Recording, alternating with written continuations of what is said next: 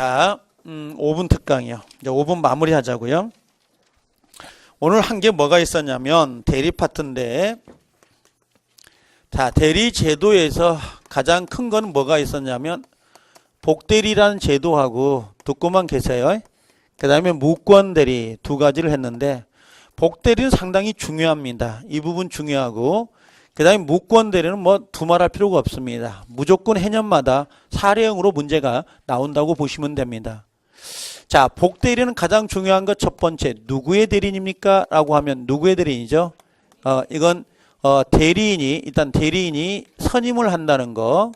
그 다음에 두 번째는 누구의 대리인이다? 본인의 대리인이다. 본인의 대리인 하고 들어옵니다. 두 가지는 반드시 기억하고 계셔야 되고요.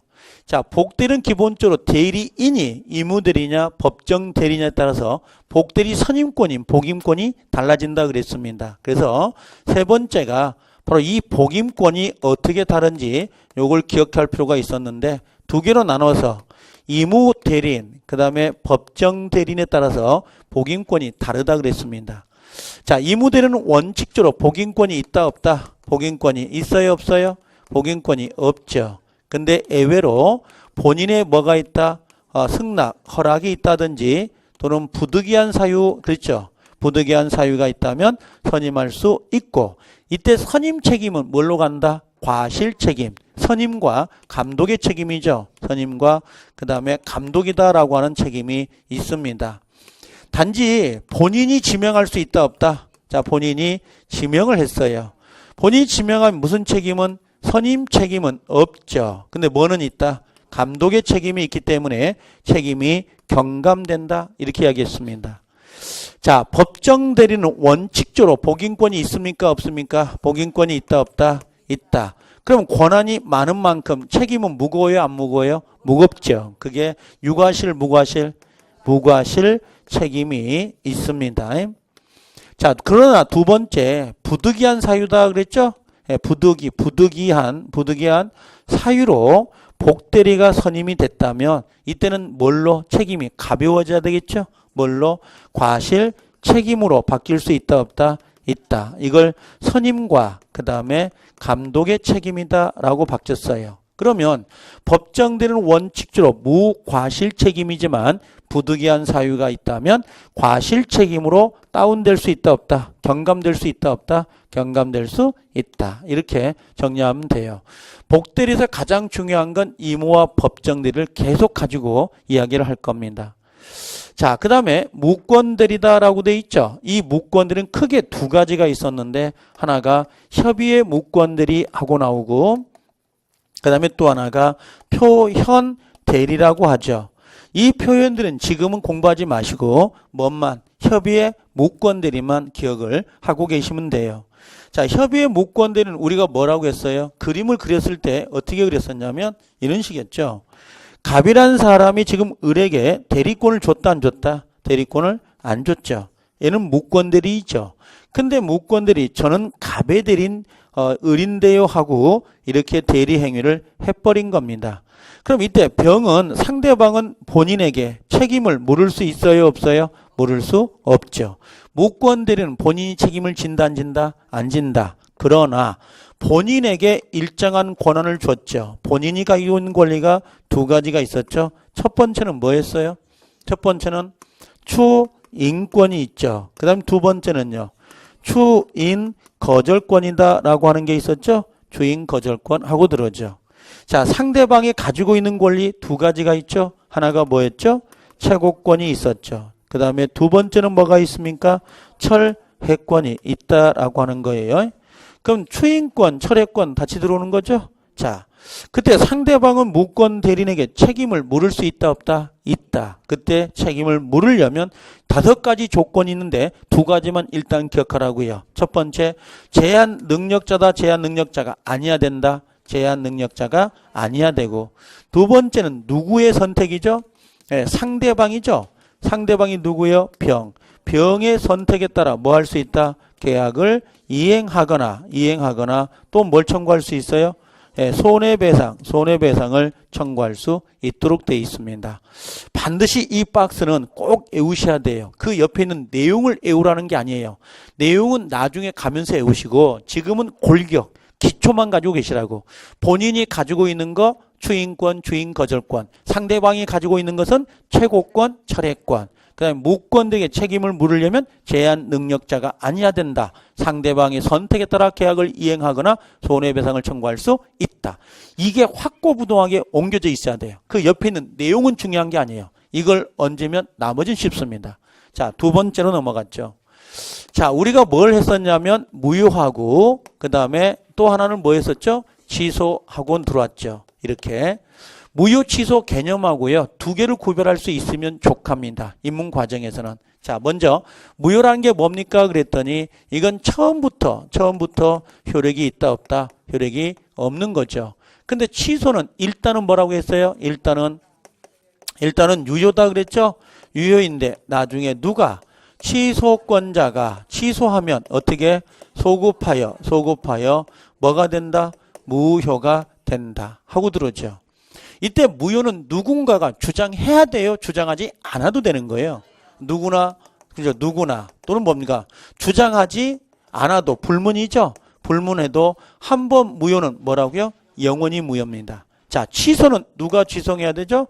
취소권자가 주장해라 안 해라? 주장을 해야 됩니다. 누구나 주장할 수 있는 게 아니죠. 별도로 취소권자가 정해져 있습니다. 자, 무효를 행사할 수 있는 행사 기간이 있나요? 행사 기간 있다 없다? 없어. 불문이죠. 예, 언제나 행사할 수 있다 없다? 언제나 가능하다. 무효를 주장하는 건 언제나 가능합니다. 그럼 취소는 어떻게 되죠? 취소는 법률행위를 한 날로부터 10년이고 또 추인할 수 있는 날로부터 3년이라는 제척기간입니다. 제척기간을 갖고 있다. 이렇게 보시면 되죠. 자, 무효라고 하는 것은 나중에도 뭡니까? 누구에게나 주장할 수 있다 없다? 누구에게나. 그리고 누구에게나 주장할 수 있어요 없어요? 주장할 수 있어요. 이게 아까 절대적 무효다 그랬죠? 예, 절대적 무효가 원칙이 됩니다. 근데 여기 취소는 원칙이 뭐라고 써요? 상대적 뭐가 된다? 취소가 원칙이 됩니다. 그럼 나중에 나오겠지만 선의 3자에게는 주장할 수 있다 없다? 없다. 이렇게 보시면 되죠. 자, 무효와 취소가 같이 공존할 수 있다 없다? 있다. 그럼 무효를 주장할 수도 있고 취소를 주장할 수도 있다. 이걸 우린 뭐라 그래요? 이중효 그럽니다. 여기에 첨가해서 하나만 더 기억하시면 좋은 게 무효 사유 있죠? 그 다음에 취소 사유를 더 기억하고 계시면 전 대만족입니다. 자, 그냥 무효 사유 가보면 무효 사유는 일단 의사 무능력자의 법률행위는 무효죠. 자, 또 아는 거 원시적 불능은 무효, 강행법규 위반되면 무효, 그 다음 103조인 반사회 질서에 위반되면 무효, 104조인 불공정 법률행위에 해당되면 무효, 비진의 의사표시는 무효, 그 다음에 통정허위 표시는 무효. 그 무효 사유 그 정도 다 외우지 않더라도 띄엄띄엄이더라도 4개든 5개든 6개든 하나씩 기억하면 돼요. 자, 취소 사유는 어떻게 됐죠? 취소 사유는 제한 능력자, 그 다음에 착오, 그 다음에 사기, 그 다음에 강박. 그래서 이렇게 정리를 하시면 됩니다. 됐죠? 자, 무효 취소 나오는데 하나만 더 첨부해서 일부가 무효이면 아까 뭐라고 했어요?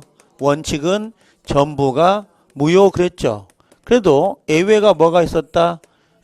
예외는 일부만 유효가 될 수 있다 없다? 유효가 될 수도 있다. 두 번째 하나는요. 무효행위를 추인할 수 있다 없다? 무효행위 추인. 자, 원칙은 돼 안 돼? 안 돼. 예외로 당사자가 무효임을 알고 추인할 때는 뭐가 된다? 새로운 법률 행위가 될 수 있다 없다? 있다. 단 그건 안 돼요. 무효 행위 중 추인이 인정되지 않는 거 뭐였죠? 강행법규 103조 104조는 추인 제도가 없다 그랬습니다. 자, 그 다음에 우리가 취소다라고 들어왔는데 취소권자가 정해져 있다 그랬죠? 자, 취소권자가 누구였죠? 아까 전 다 외우지 말고 그냥 미성년자도 단독으로 취소할 수 있다 없다? 있다. 이무대리는 원칙적으로 취소권이 있나요 없나요? 없죠. 근데 뭐가 있으면? 수권 행위가 있으면 가능하다. 자, 취소의 상대방은 누군가요? 직접 상대방 전득자. 예, 직접 상대방만 되지 전득자에겐 된다 안 된다? 안 된다 그랬습니다. 취소의 방법은 어떻게 하죠? 방법 명시적 묵시적? 예, 불문입니다. 그렇죠? 불문이니까 명시적으로도 할 수 있고 묵시적으로 할 수 있고 서면 구도 상관이 없습니다. 취소권의 행사 기간은 아까 몇 년? 10년, 3년 기억하고 계셔야 돼요. 근데 취소를 안 할 수 있는 방법도 있다. 그게 뭐였죠? 추인 그랬습니다. 추인 그랬죠. 자, 추인은 두 가지가 있었죠. 하나가 뭐예요? 이무추인, 또 하나가 법정추인. 이무추인은 당사자 의사표시에 의해서 취소하지 않겠다라고 표시하는 거고, 법정추인은 행위, 액션을 취해가지고 취소하지 않겠다라는 게 바로 법정추인이에요. 자, 그래서 거기까지 정리하고 계시면 됩니다. 자, 그 다음에 조건과 기한이라고 하는 부분이 있는데, 자, 조건과 기한은 말 그대로 부관입니다. 자, 원래 부관이라고 하는 것은 효력과 관계되어 있는데 두 가지가 있더라. 일단 조건하고 기한.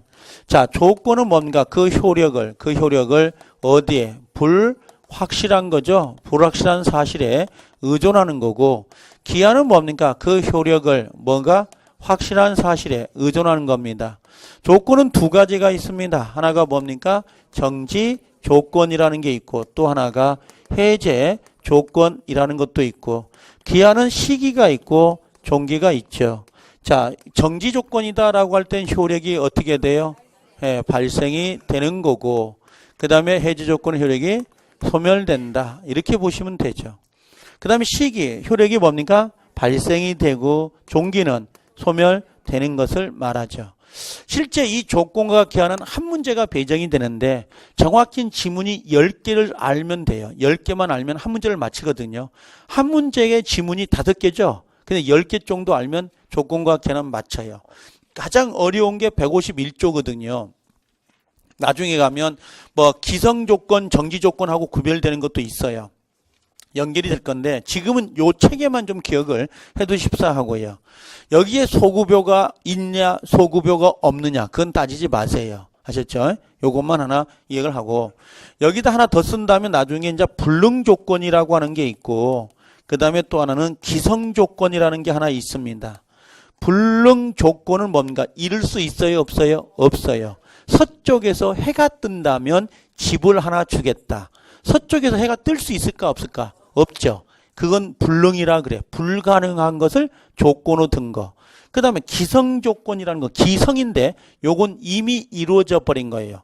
지금 대학생이 된 애한테 네가 대학에 들어간다면 이렇게 들어가는 거. 이미 이루어진 것을 조건으로 들은 것을 말합니다. 그래서 기성조건, 불능조건 해가지고 요놈과 요 정지조건, 해제조건이 짬뽕이 될 거예요. 나중에 가면. 그러니까 요건 생각하지 말고요. 지금은 정지조건이냐 해제조건이냐라고 하는 거 있죠. 그 정도만 정리하고 계시면 될 겁니다. 이해되시나요? 네, 그렇게 정리해 두시면 돼요.